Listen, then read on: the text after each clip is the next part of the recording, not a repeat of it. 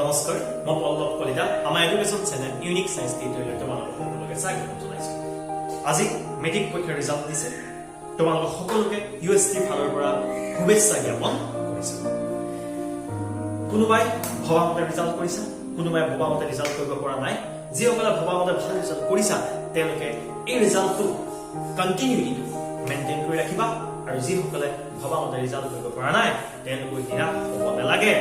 তেওঁলোকে এই যে ক্লাস 9 বা 10 বা এক্সামৰ আগত কি ভুল কৰিছিলে এই ভুলখিনি এবাৰ চিন্তা কৰা আৰু সেই ভুলখিনি চিন্তা কৰি যিখিনি ভুল পালা ভৱিষ্যতৰ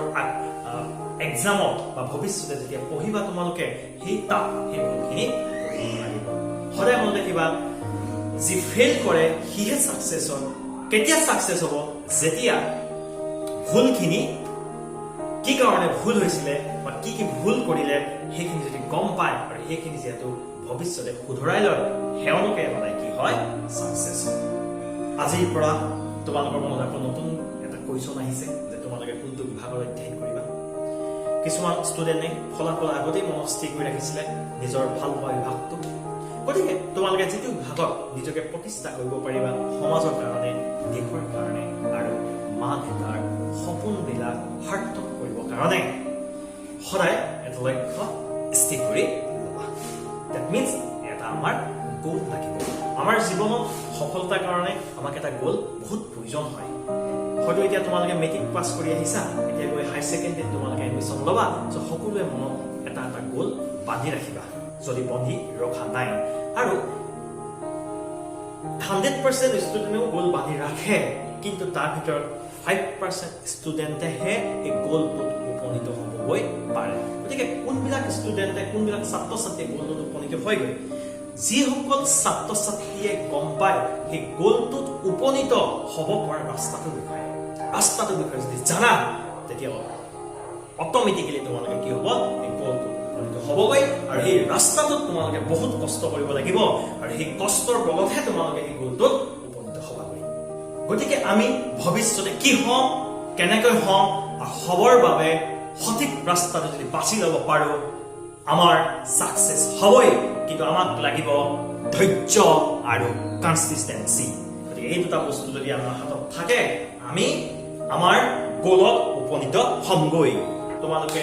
মেট্ৰিকৰ সময়ত এখন সৰু বুক পঢ়িছিলা প্ৰত্যেকটো বিভাগৰে সায়েন্স হওক আৰ্টছ হওক কিন্তু এতিয়া যিহেতু হাই ছেকেণ্ডেৰী লেভেলত তোমালোকে পঢ়ি দিছাগৈ গতিকে প্ৰত্যেকখন বুক তোমাৰ কি হয় এটা বিভাগলৈ পৰিণত হৈ গৈছে গতিকে তোমালোকে প্ৰথম অৱস্থাৰ পৰাই ৰেগুলাৰিটি মেইনটেইন কৰি ৰাখিবা কলেজ বা স্কুলত যি শিকায় সেই দিনাখন আহিয়ে তোমালোকে তাক কমপ্লিট কৰিবা নহ'লে তোমালোকে যদি ৰাখি গৈ থাকা এটা সময়ত কি হ'ব তোমালোকৰ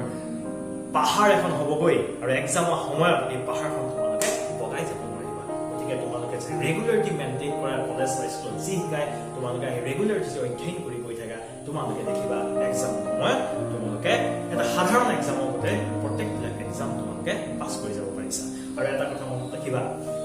এখন ফাইনেল মেটচ খেলিবৰ কাৰণে যেহেতু প্ৰথমতে সৰু কিছুমান মেটচ হয় ঠিক এদৰে তোমালোকৰ final exam after 2 years higher secondary exam হ'বগৈ সেই এক্সামটোৰ কাৰণে তোমালোকে বহুত সৰু এক্সাম পাবা গতিকে প্ৰত্যেকটো এক্সামতে তোমালোকে চিৰিয়াছ হৈ এক্সামবিলাক দি যাবা যিমানে চিৰিয়াছ হ'বা সিমানে তোমালোকে ভৱিষ্যতে যিটো এক্সাম আছে আফটাৰ 2 years পিছত সেই এক্সামটো তোমালোকে কি হ'বগৈ ভাল হ'ব মোৰ মতে চোকা আৰু গেধা একো নাই এইটো আমি জাষ্ট নিজে বনাই লৈছোঁ যিসকলে নিজৰ দায়িত্ব বুজি পায় তাক কৰ্তব্যত পৰিণত কৰি কৰ্ম কৰে আৰু সময়ৰ সৎ ব্যৱহাৰ কৰে তেওঁলোকে হৈছে মোৰ কাৰণে চোকা চ' সময় আমাৰ কাৰণে অতি মূল্যৱান হয় আমি 1 ছেকেণ্ড সময়ো অভাৱত খৰচ কৰিব নোৱাৰো কিন্তু সময় যদি গুচি যায় তাক আমি কেতিয়াও ঘূৰাই নাপাওঁ গতিকে সময়ৰ সৎ ব্যৱহাৰ কৰিবলৈ শিকিবা আৰু সময়ৰ কাম সময়ত সদায় কৰি যাবা আজি কামটো কাইলৈ পেলাই নথবা সেইটো এটা চবতকৈ ডাঙৰ ভুল নহয় সেইটো মোৰো আছে সেই ভুলটো আমি চেষ্টা কৰি আছো নিজকে যাতে আমি লগৰ কাম লগতে কৰি যাওঁ আৰু মনত ৰাখিবা সদায় খোৱা আগত পিছদিনাখন কি কাম কৰিম সেই কামখিনিও এটা লিষ্ট বনাই দিব লাগে যাতে আমাৰ পিছদিনাখন সেই কামখিনি আমি সুকলমে কৰিব পাৰোঁ চ' পঢ়া ক্ষেত্ৰতো একেই আমি কি পঢ়িব লাগে আমাৰ কি পঢ়িব আছে আমাক কোনটো ছাবজেক্ট আমি মেইন প্ৰায়ৰিটি দিব লাগে সেইবিলাক বস্তু তোমালোকে ভালকৈ ৰাখি ৰাখিবা আৰু যিটো হাইয়েষ্ট প্ৰায়োৰিটি দিয়া সেইটো সদায় ৰাতিপুৱা শুই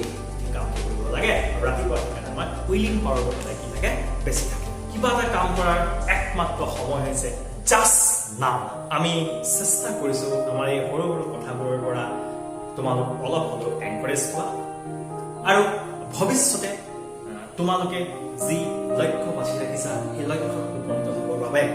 আমিও অলপ তোমালোকক সহায় কৰিবৰ কাৰণে চেষ্টা কৰিছো যিসকলে সায়েন্স বিভাগত পঢ়িম বুলি ভাবিছে তেওঁলোকৰ সুবিধাৰ বাবে আমাৰ ইউএছটি চেনেলত হাই ছেকেণ্ডাৰী ফাৰ্ষ্ট ইয়েৰ আৰু ছেকেণ্ড ইয়েৰ বিজ্ঞান বিভাগৰ বাবে